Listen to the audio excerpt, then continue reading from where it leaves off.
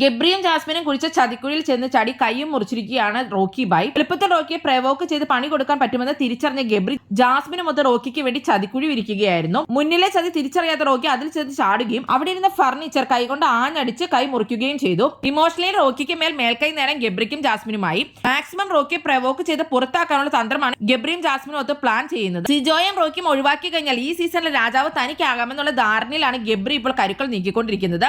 Rocky easy ആയിട്ട് പ്രവോക്കേഷനിൽ വീണ് പോകുന്ന ആളാണെന്ന് നിങ്ങൾക്ക് തോന്നുന്നുണ്ടോ? ശരിക്കും പറഞ്ഞാൽ ഇന്ന് പ്രവോക്കേഷനിൽ റോക്കി വീഴരുതായിരുന്നു. ഗബ്രി ശരിക്കും പറഞ്ഞാൽ റോക്കിയെ നന്നായിട്ട് പ്രവോക്ക് ചെയ്യുന്നുണ്ടായിരുന്നു ഗെയിമിന്റെ ഇടയ്ക്കും. അത് മാത്രമല്ല അത് കഴിഞ്ഞിട്ടും ബോൾ വെച്ച് എറിയിടാന്നൊക്കെ പറഞ്ഞുകൊണ്ട് പ്രവോക്ക് ചെയ്യുന്നുണ്ടായിരുന്നു ഗബ്രി. റോക്കി ശരിക്കും പറഞ്ഞാൽ നന്നായിട്ട് തന്നെ പ്രവോക്ക് ആവുന്നുണ്ടായിരുന്നു. റോക്കിയെ എങ്ങനെ തകർക്കാമെന്ന് ശരിക്കും പറഞ്ഞാൽ ഗബ്രിക്ക് അറിയാം. അപ്പോൾ സീസൺ 4 നമുക്കറിയായിരുന്നു റിയാസ് റോബിനെ ഫിസിക്കൽ അസോൾട്ടിൽ പുറത്താക്കിയത്. അതുപോലെ ഒരു തന്ത്രം തന്നെ ഗബ്രി റോക്കിക്കെതിരെ ഉപയോഗിക്കാൻ സാധ്യതയുണ്ട്. റോക്കി ശരിക്കും പറഞ്ഞാൽ കൺട്രോൾ ചെയ്തില്ലെങ്കിൽ റോക്കിക്ക് തന്നെ പണി കിട്ടും. എന്താണ് നിങ്ങൾക്ക് തോന്നുന്നത്? നിങ്ങളുടെ അഭിപ്രായങ്ങൾ കമന്റ് ബോക്സിൽ കമന്റ് ചെയ്യണേ. കൂടുതൽ ബിഗ് ബോസ് വീഡിയോകൾക്കും ബിഗ് ബോസിന്റെ ലൈവ് അപ്ഡേറ്റ്സിനുമായിട്ട് ഈ ചാനൽ സബ്സ്ക്രൈബ് ചെയ്യണേ, സപ്പോർട്ട് ചെയ്യണേ. അടുത്തൊരു വീഡിയോയുമായി നമുക്ക് വീണ്ടും കാണാം.